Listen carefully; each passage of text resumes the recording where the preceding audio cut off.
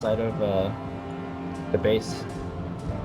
Probably had a lot of in terms of cutting down the damage, but well, that gambit is now over. Jabs, I mean, could still make the suicidal plays, and you can see that it's kind of working. But I don't think he'll make the same play without the Aegis. Yeah, no, and he's net negative on Bloodstone charges right now, so I think he's going to play a little bit safe if he doesn't have at least one member of his team helping to pursue these kills.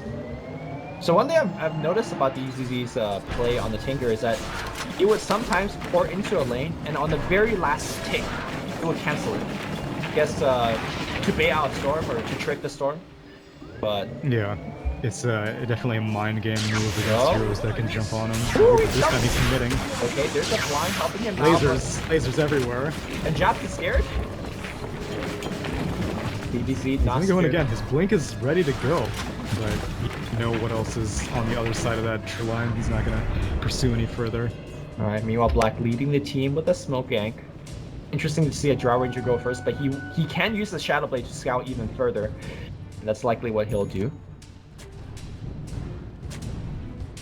And they don't find anything. Might find Lance if he goes out to this creep wave. Ooh, Blink Ravage will be easy. Blink Ravage, no reaction here from Lance. Hard to react that one. MTR blinks into a silence, but the Omni Slash is thrown out. He needs to spin away. He will survive. Yeah, Mosey's gonna be fine as well. Nuts not gonna be able to trap anybody with that low level of upheaval. And that's Rock and Ravage committed to nothing, but regardless, they do have the Rock of Bloodlust, so he looks to push the more. DDZ getting X'd up by his allies, looking to go outside and defend. And they have defended. Power Gaming, maybe... that was impressive. Yeah. I have no idea how Lance survived that. He seemed dead to rights. He got pushed with the Force F, but then he somehow ended up behind. I'm gonna need to check the tapes on that one because I thought he was dead for sure. This is part of the problem with letting a Tidehunter lead that far because Black didn't feel comfortable committing his Hurricane Pike to get into the fight to finish off the Juggernaut. Had Black used it for secondary initiation, then they may have been able to kill the Juggernaut, but either way, an amazing defense coming out of Power Gaming. And now with that defense, they're going to go straight down the mid lane. I think a big part of that is part of the Greaves that Kunga had. You know, when he's low HP, that armor, that regen, and of course the insta-heal being very important in that exchange. Lance now sieging the tier 2. And it seems like without these ultimates, Faceless not as bold as before, and they will give up the tier 2 for free. This is a very important tower for the Roshan purposes, but the bot lane towers are still very healthy for now, so they can still maintain Roche control. It's bold as before, and they will give up the tier 2 for free. Be easy peasy, and they do have one anti-tinker ward up on the left side of Radiance off lane, and hopefully they can turn that into a kill, because right now I think Power Gaming are reclaiming a lot of map control based off of that. That tier 2 mid is definitely a big kill. Yep.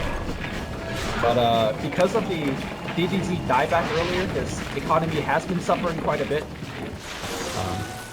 It's true. He was making moves towards a level 2 Dagon at least like 5 minutes ago, but now he only just has that completed, and he does have the money for yet another recipe, but he's probably going to wait and make sure he has buyback before he commits to any buyback from point already? For how much longer though? For 2 minutes. So maybe he will save it, yeah. Yeah, maybe.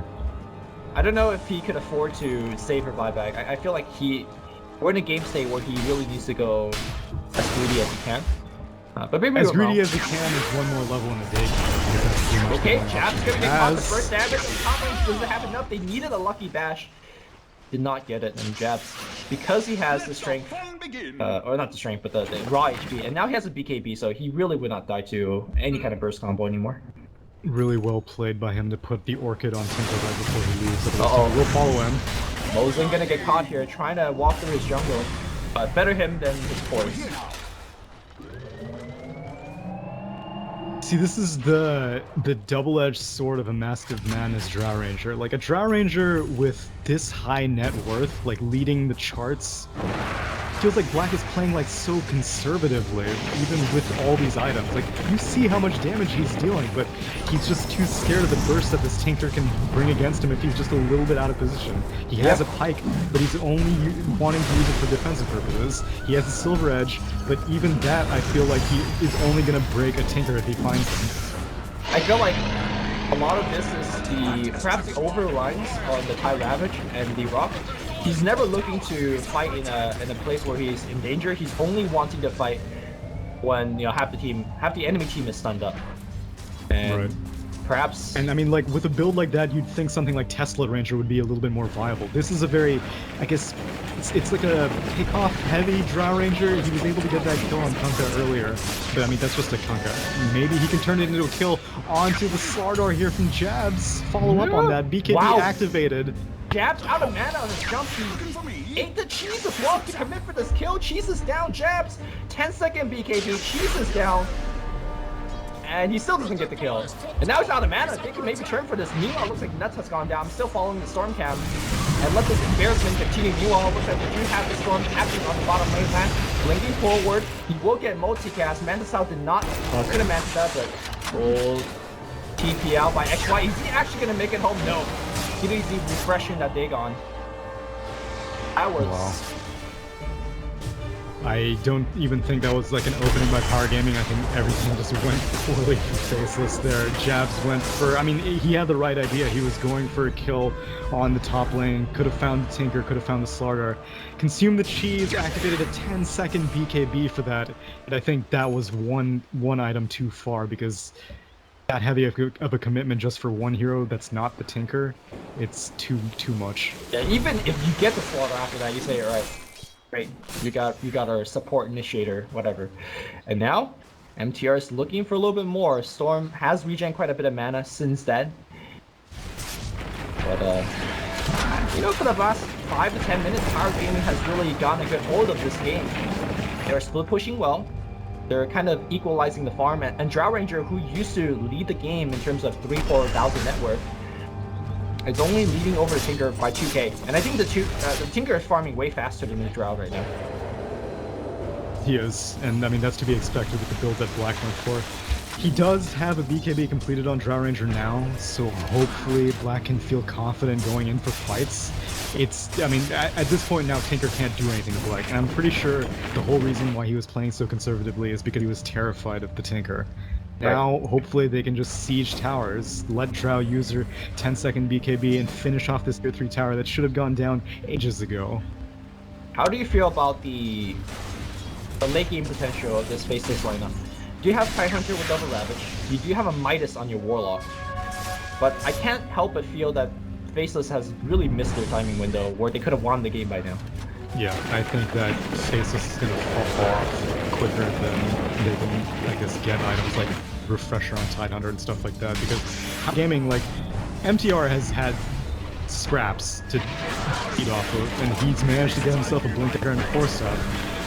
Now this defense is going to have to make all the difference. Well, the tier 3 is definitely going to go down. EDP looking to play some aggressive moves. Going on block, he's going to get X back, I think, but looks like Jab found the right one this time. Damage, and the float will fly out simultaneously. The fighting factor, MTR is the weekend. They really need to make this hold, because Drow Ranger will take down your base within seconds. Ice, dropping low. Okay, XY trolling here, making sure that he's canceling the Bleed Dagger of PvZ, but the Raxus are still alive, because Drow Ranger is Black is running away. Yeah, he's already running away, and that means his teammates are really being left. X is going to find one, and looks like Nuts is going to go down as well. It was a buyback from Tinker. It was an expensive hold, but they get 3. I don't know why Black is playing so scared. I mean, his BKB went down, or that was his 10-second... Wait, no, he didn't even use... He has BKB in Aegis. I feel like you commit for that fight. I wish I could justify this. Because, like, maybe he was hoping that Tinker would just go straight onto him, and he's like, oh, I'm gonna die on my Aegis life. I'll use my BKB for second life. Tinker died, and then Tinker bought back. You have the upper hand in that position. You go for the aggressive play. You have all the defensive items necessary. Your team is committing. Ravage was used. Golem was used. Storm Spirit went in. Storm Spirit is going in again. I don't know why Black is playing so safe. Well, maybe it's a playstyle, but it's a playstyle that's not working out, at least in this game. And as we are working towards more and more late games, Dagon is slowly being upgraded by PvZ, as he has, had to buy back two times in a row now. But looks like he's making a pit stop for a 8 throw-ins. Okay. It's interesting because he went Dagon 2, I think Ghost Scepter, Dagon 3, and now back to Aether Lens. What do you think about the kind of swapperoo in terms of items? I mean, Aether Lens, it's typically seen as something like a mid-game item, but you have to keep in mind that it is buffing up all his spell damage and his Dagon damage, so whatever he needs to get bonus range is also a big deal. You can see that they're going for these cute plays where Kunkka X's him and then he commits into a blink, and it doesn't matter what happens to the Tinker because you can just pull him out. Right. If he's able to get a little bit of bonus range on that Blink Dagger and stuff like that, then that means that they can X from even further, because that fight, they X'd, and Tinker went in, and then he got pulled back out, and then Tidehunter was like, oh, okay, I'll just blink on the X now and ravage that spot. Now they're going to be able to get from a little bit further with an Aether Lens, I think. They want to see jabs. They want jabs. Can they actually get it? Blink Abyssal Sword. Oh, push back. He helps out the BKB. He barely makes it home. XY stuck in there. Last going hard here. Omni Slash. Okay, actually going on the backside. He kills the Warlock off the lucky bounces. Lands now, will spin. Ice. Tide has Ravage. Okay, he will get two right now if he commits for it. Dagon coming through there, going on last Ravage. Does get 3 this time. Storm jumping in, looking for a little bit more. He sees MTR, will grab MTR, and DBZ gets silenced. He needs to go. He needs to get home. The stun's gonna get him, and DBZ will be dead. He is without buyback. And it looks like perhaps Power Gaming went for a play that's too big. And now Faceless says, okay, thanks for the fee. We're going the other direction. And Black does not need to play safe anymore because, well, there's gonna be nobody going on him. No, there's not. And I mean, I don't know why Juggernaut didn't use his Omni Slash on the Titan, on the Storm Spirit. They committed so much. They did the Blink Abyssal. They had the Crush, which just got canceled by a perfectly timed Gust from Black. They weren't able to get the kill, and everything fell to pieces after that. JYC, Ghost Scepter, but he's probably gonna die. Oh, but he just X up Black, and now they're focusing on that. Black is actually very tanky. Thorn Bolt does have the BKB. He did not activate it. Was it a full cooldown? I'm not exactly sure which one was. He finally does activate the BKB. Okay, and he will run away. No, he wants to fight, and he might die to the Crystal Illusions. He'll be okay for now. Ice, front lining. Okay, nice static stone onto 2. That's why tanky a lot, and front lining is ice. But the critical thing is that Power Gaming has not lost racks again. Okay, well, at least Black finally used his BKB. It was to escape with like 10 HP, and so now it's gonna be down, but Tinker's still dead for 30 seconds, so who cares? Okay, they're gonna go into the damage this time. He doesn't have BKB. Black taking a cover there. Splinter Gate punches him out, and looks like the late game needs to retreat. Bolt not gonna get glimpsed, not gonna actually matter either. And MTR taking a ton of damage, and MTR will go down. And I think the Raxus will be down as well, but 10 seconds till Tinker. Last blinks it right into a multi-cast. They really want Black. The Black being the biggest bait ever. They just can't get him. They will get 1 minute of Rax. I imagine they will move top instantaneously, but look towards Tinker. He is going to make a play, trying to blow up Black. Okay, moves in. Actually goes for jabs right now. That's going to be 2 lanes of Rax.